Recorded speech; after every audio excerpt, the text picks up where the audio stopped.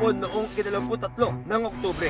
Dalawang grupo ng kabataan ang nagrambulan sa Corrales Street, Cagayan de Oro City.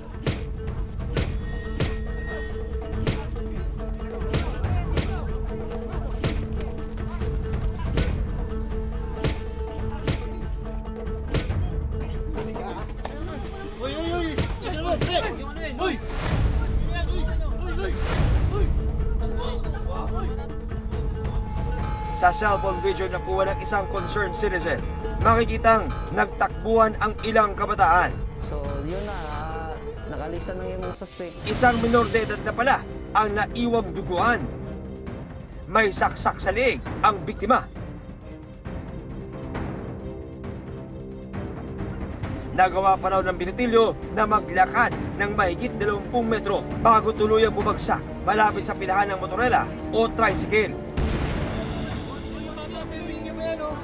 Yung biktima, nakatakbo pero naano na siya, natumba. Saka yung nakakita sa kanya yung mga tao doon, yung mga bystander. Sa kuha ng cellphone video, makikita ang pag-ihingalo ng minor de edad na biktima habang napapaligiran ng mga tao. Uy, iba pre, takbo nyo. Pre. Oh.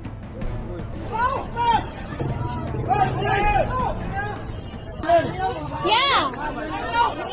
Ilang saglit pa, isang lalaki ang tumulong sa biktima.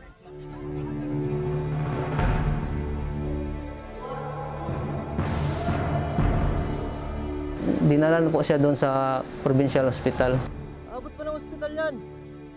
Makaligtas kaya siya sa bingit ng kamatayan?